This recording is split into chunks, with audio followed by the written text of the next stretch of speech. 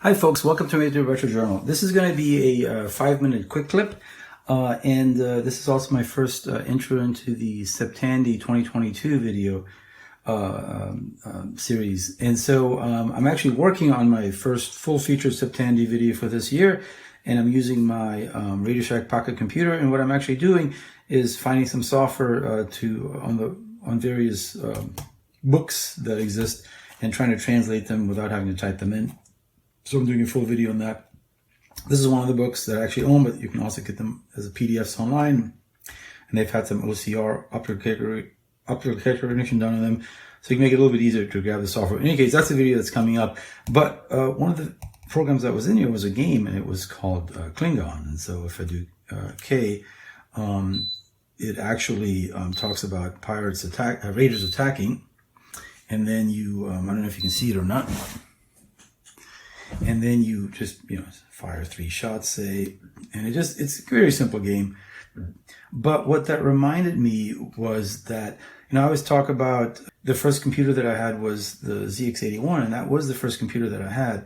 But it was not the first computer that I used. It was actually a TRS-80 Model 1 at a local Radio Shack. I used to ride my bike as a kid during the summer, and I would go and play on that constantly. And that's what caused me to fall in love with computers. And the game that was on there was actually Star Trek.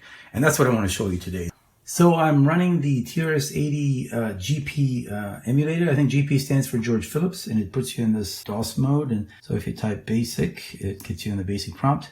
I would then, I don't know what these actually mean. I would then type cload, and there's a cassette image that you can attach to this, but it just doesn't work. So I'm going to use the file load option, which allows you to choose the cassette image directly, and it loads it in right away. So if I type list now, you'll see that there it is.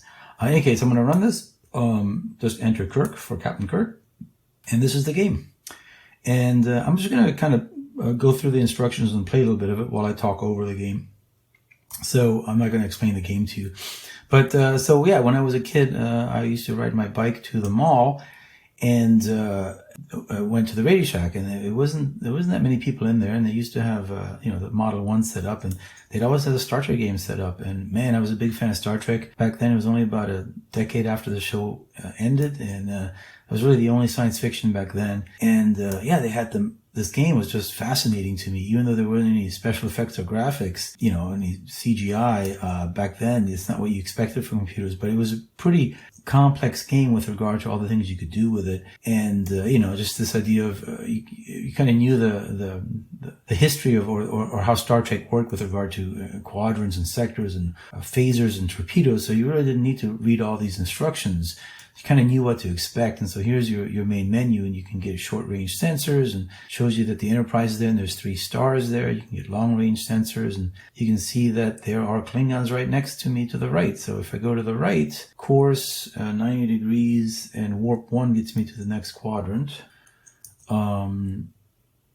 Yep, so there's a Klingon. And so if I move up course 0 and go 0.6, that's going to move me up, and then I can fire my phasers, maybe 300, and you basically, I destroyed the Klingon. Yeah. And so and then you can go and travel to, so next to me again is, if I go course 90 and go 1, that's going to move me right to where there's a star base, and then I can go and dock with the star base, and I can get more energy. But yeah, so this is what really excited me about computers. Playing this game, it was really phenomenal. This galaxy map will fill out once you sort of explore the system. But it was really cool to let you play that, and I really wanted to get my own computer, and that's why I got a ZX81, because of the TRS-80 Model 1.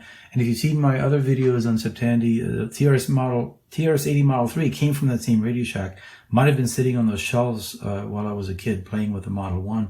So there's all this history tied into that. So I wanted to start off my Septandy with this because, the playing with my pocket computer got me thinking of that. So stay tuned for the pocket computer video, which is going to come out in a week or 2. And I'm also going to do a more in-depth video on Star Trek on other 8-bit computers as well. And go and check out some of the other Septandy videos, okay? So thanks for joining me today, and I'll see you soon.